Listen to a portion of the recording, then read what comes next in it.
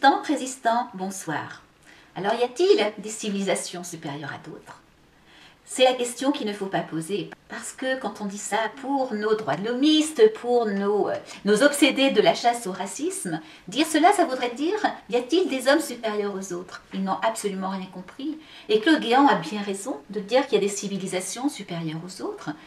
Est-ce que quand on dit que la civilisation athénienne était supérieure à la civilisation spartiate, il y a 2500 ans, parce que à Athènes, les esclaves étaient plutôt bien traités, faisaient partie de la famille, tandis qu'à Sparte, on organisait des chasses aux ilotes? Pourtant, les Spartiates comme les Athéniens étaient des Grecs vivant un peu à la même époque, avec des régimes politiques différents, avec une autre façon, avec des systèmes de société différents, des choix de société différents.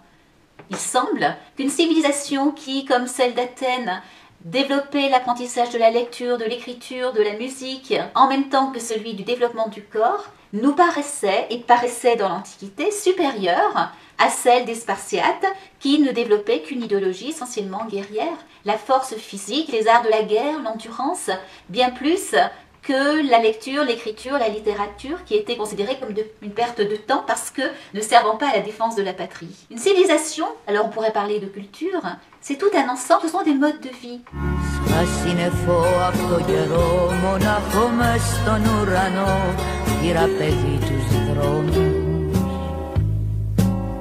Περπάτησα όλη τη γη με ένα τραγούδι στην καρδιά και τη βροχή στους ώμους.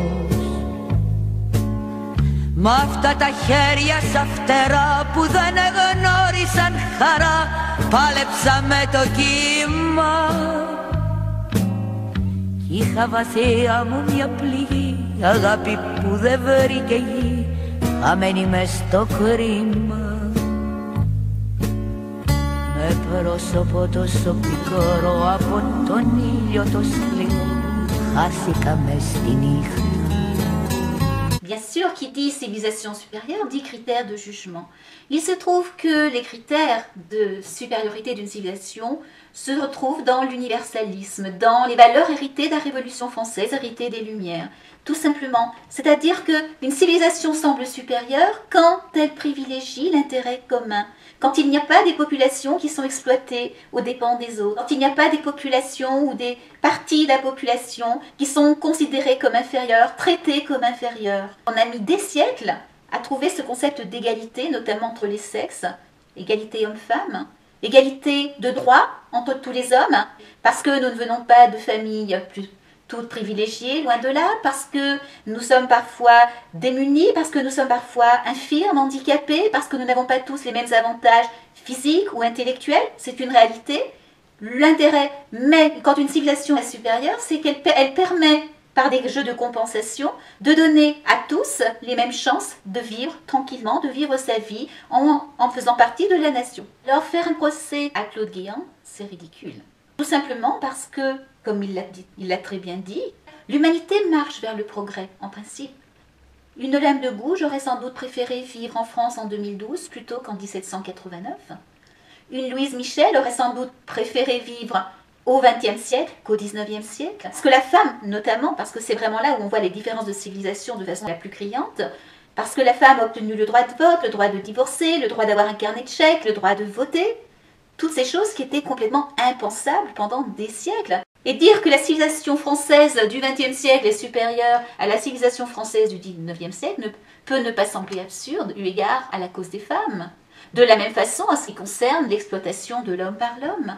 Quand on lit les romans de Zola et qu'on voit comment étaient traités les ouvriers dans les mines à la fin du XIXe siècle, on se réjouit des avancées sociales du XXe. La civilisation française du XXe siècle est supérieure à la civilisation du XIXe.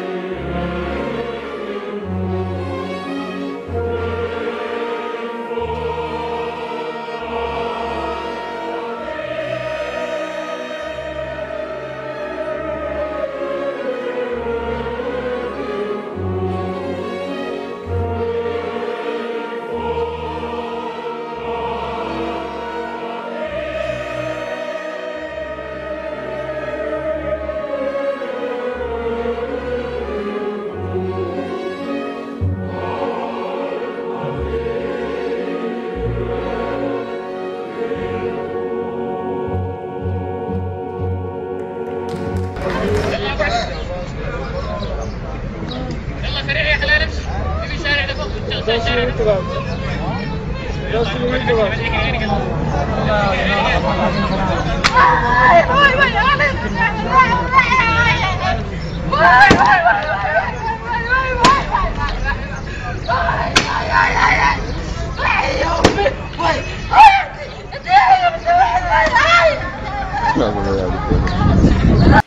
où on a un beau numéro d'hypocrisie, c'est quand on a une déclaration du Conseil français du culte musulman qui demande à Claude Guéant de s'engager à dire que la civilisation musulmane n'était pas visée. Tiens, tiens, et pourquoi aurait-elle été visée? Dans quelle civilisation actuellement les femmes et les hommes ne sont-ils pas égaux dans la civilisation musulmane? Alors, moi j'aime beaucoup la réaction d'un député de Gironde, Jean-Paul Garot, député UMP, qui a demandé au Conseil français du culte musulman de se prononcer sur des pratiques et coutumes qui n'ont pas leur place dans la République. La burqa, les prières dans les rues, l'incendie de Charlie Hebdo, l'existence de groupuscules comme Forza Analiza. Parce que la vraie question, elle est là.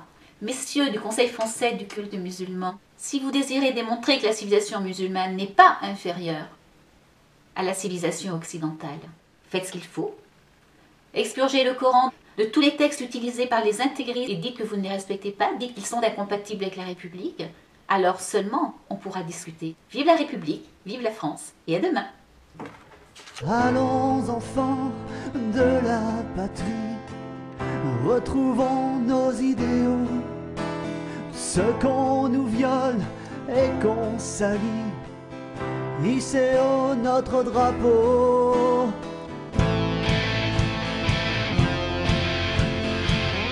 Hissez haut notre drapeau.